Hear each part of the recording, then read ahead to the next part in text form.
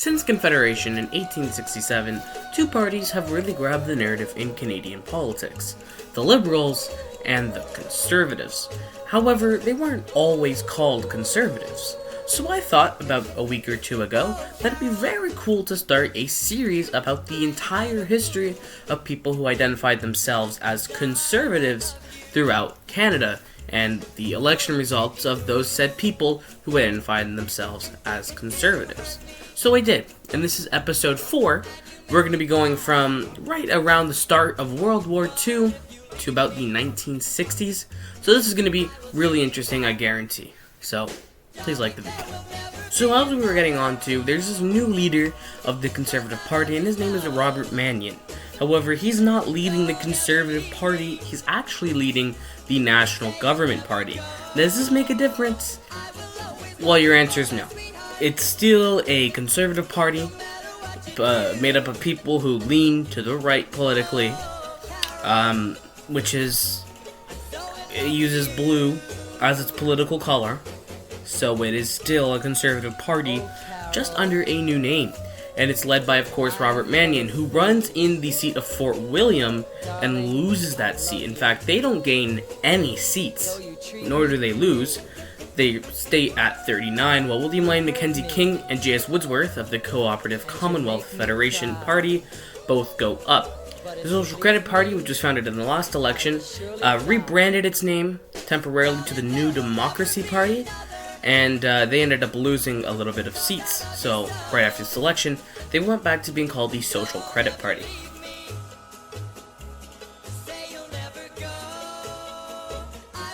So after Mannion lost to the 1940 election, he did something pretty unprecedented in his time. He actually resigned as party leader. Nowadays, that's very, very, common and happens all the time. However, that didn't really happen back in those days. So Mannion's gone, and they put an interim leader in, Richard Hansen, who's not there for long. He steps down, or is replaced, I guess, just a year later in 1941, where he's replaced with Arthur Meighen. You heard it right, the 9th Prime Minister of Canada is back as leader of the Conservative Party. However, he's not in the House, he's actually in the Senate. So he actually attempts to enter the House via a by-election in York South, which he lost and ended up resigning as the leader of the party. This led to the Conservatives rebranding themselves again and having a leadership election in 1942, won by John Bracken. And this guy is now the new leader of the Conservative, or Progressive Conservative Party, as they're now calling it.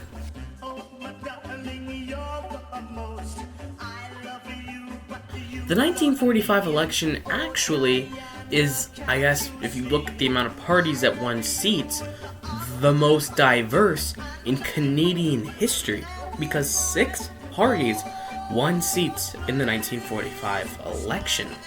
One of them being the Progressive Conservatives, obviously, as they're gone by now. The Social Credit Party, which is fighting the Conservatives from the right, go up in seats, but so do the Progressive Conservatives. They go from 39 seats to 67, and of course, John Bracken wins his seat. You know who doesn't win a seat? Incumbent Prime Minister William Lyon Mackenzie King. Yes, he does win re-election, but he does not win a majority, and he doesn't even win his own seat, so goes in and he wins another by-election. So John Bracken, seeing this, takes a little while, but he does eventually resign as party leader.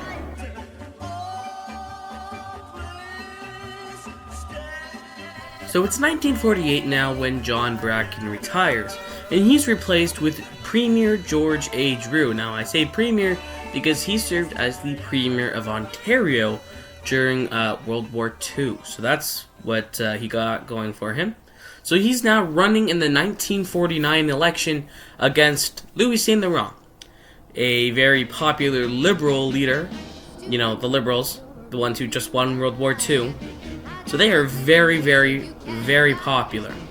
In fact, they're so popular that Louis Saint Laurent wins a massive majority with 191 seats. This is the most amount of seats that a Liberal candidate has ever gotten, and it's one of the biggest majorities in Canadian history.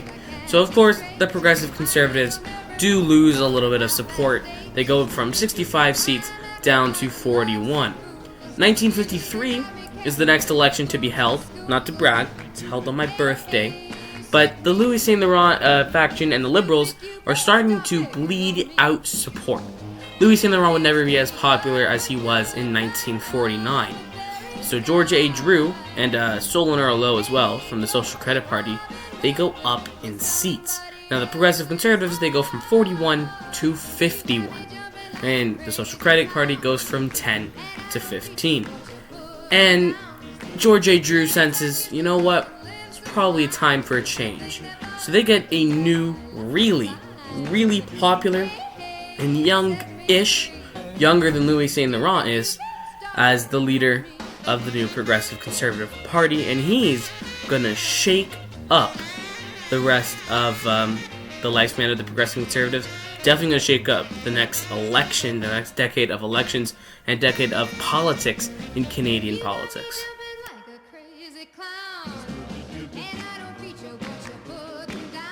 That new leader is, of course, John G. Diefenbaker.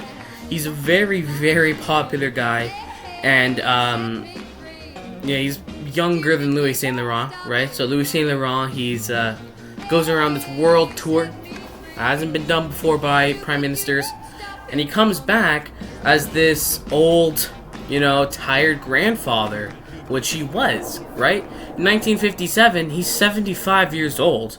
John Diefenbaker is 52, or maybe he's 51 going on 52. So that's a big difference. 23 years is a massive difference in age in Canadian politics.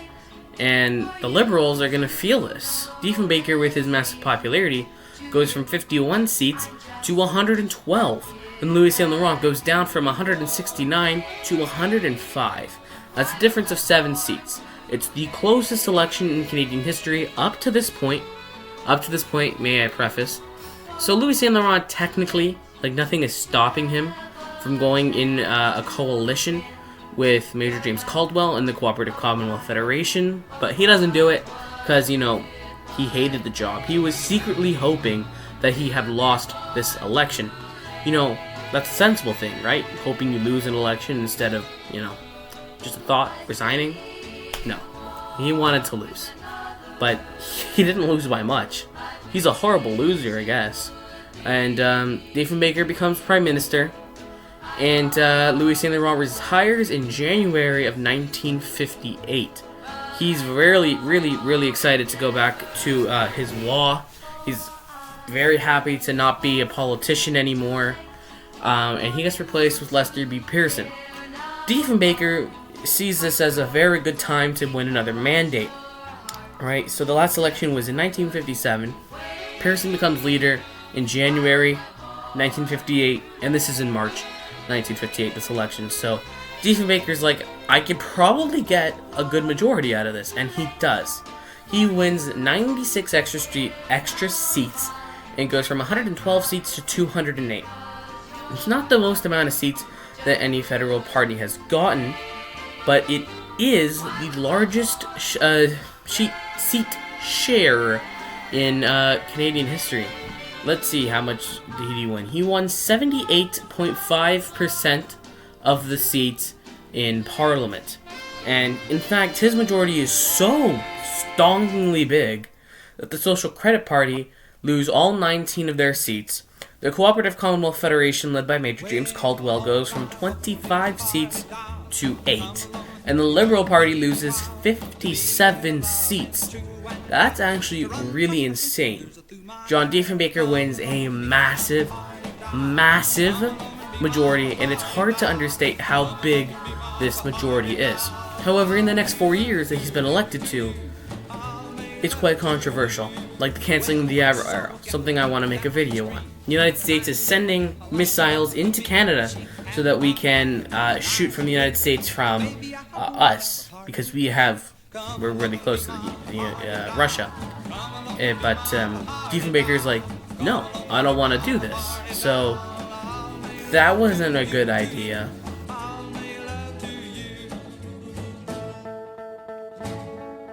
Now, in the past 4 years, Diefenbaker grows increasingly unpopular. But the Liberals don't seem to get much more popular. In fact, they're just being stagnant. So, while Diefenbaker does lose 89 seats in the House to go below the threshold for a majority, Liberals only go up by 49. You know who gets a massive majority of seats? Or not majority, but they get a lot. It's the Social Credit Party, led now by Robert N. Thompson. They go from 0 seats to 30. And the Cooperative Commonwealth Federation, now rebranded as the New Democratic Party, led by Tommy Douglas, they go up to 19 seats, which is it's pretty good. Good for them, clap. Good for the New Democratic Party, seeing as what they're going to be getting in the next election. Anyways, so this doesn't really solve anything. Diefenbaker's in a hung parliament, and there's a new election like right afterwards. Diefenbaker's entire cabinet's ready to resign because Diefenbaker not really popular, and Diefenbaker himself is like, you know what? I'm just gonna resign. And he's like, Governor General, can you please put Douglas Harkness as the new Prime Minister, or the acting Prime Minister anyways, until there's a progressive conservative leadership. Well, he would have said that. I said he did say that, but he didn't say that because there were many in this party who urged him not to say that. So sorry, Douglas Harkness, you could have been our third, or no, at that time only second, our second Prime Minister to have only served within 1 year, but unfortunately, that was taken away from you. Sorry, bud, what do you want me to do about it? And Diefenbaker kinda lost a lot of seats. Well, not a lot. He lost 21, and Pearson won 29. So Pearson is now the Prime Minister, 5 seats off of a majority. And instead of calling another election in 1964, he waits till 1965. But I'm actually going to leave it here. I thought that this would be a great idea, or a good time to end it, because suspense, right? Anyways, thank you guys so much for watching, and I hope you do enjoy the part 5, where we talk about Pearson's term, and I'm still going to decide when to end that one. So, yeah, thanks for watching.